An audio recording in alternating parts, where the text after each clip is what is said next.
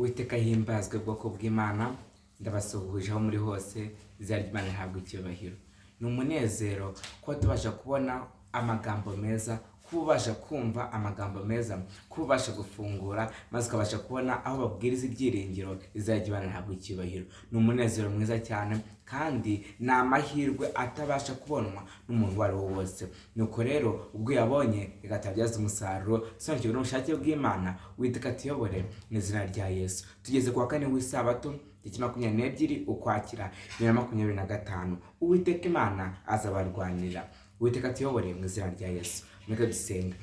Data Kristo uri mu ijuru, turagushimiye cyane, Imana nziza, Imana idukunda, nukuri mwami wacu, umubyeyi mwiza, tunezezwa nuko udukorera byinshi cyane ndetse birenze intekerezo zacu, izina ryawe rihabwe icyubahiro.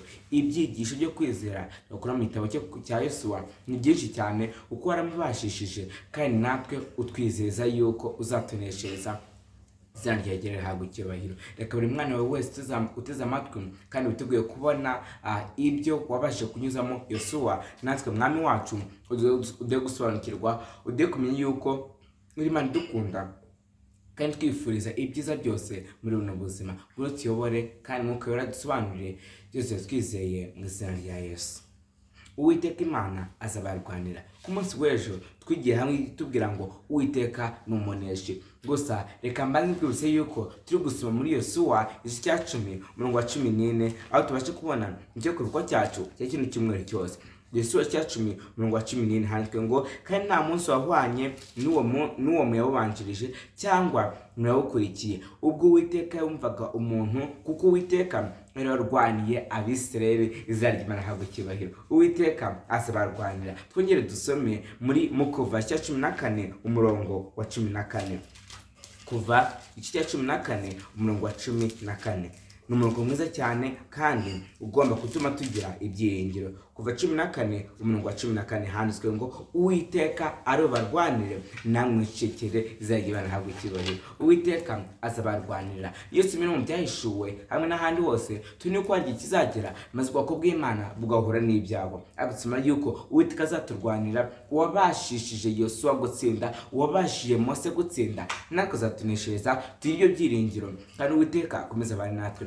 Umunsi umwe ubwo Abisirayeli bari bamaze kwambuka inyanja itukura, nibwo bagiye kwambuka inyanja itukura, bageze ku nyanja babashije kureba inyuma, maze baranje babona amagare, babona ndetse n'ingabo bikomeye cyane bya Farawo. Iki gihe bahiye ubwoba, maze baraza batese mbese koko Mose watuzaniye hano kugira ngo dupfire hano, mbese buriya koko nta mfa ziri hariya muri Egiputa kugira ngo bashe kuduhambayo maze twipfire. Ariko kukwivovota, ukutagira icyizere byatumye Uwiteka bitamunezeza. Ariko ko Uwiteka ari Imana nziza ndetse kwitaho, yaje kuza kubemerera maze batambuka ku nyanja itukura bafite amahoro kandi bameze nk'abari gutambuka ku butaka. Ariko Mose yarababwiye ati mwenge mwiturize, mwicekere, Uwiteka arobarwanire kandi Abanyegiputa mwabonye umunsi ntabwo muzigera mwongera kubabona. None ngiye nkubwira yuko ibyo ubona bikugoye muri ubu buzima ntabwo uzongera kubibona, ni wizera umwami wacu. Ni wizera Yesu ko nishirije azakomeza kubana nawe kandi azakubasha gutsinda umwanzi Satani.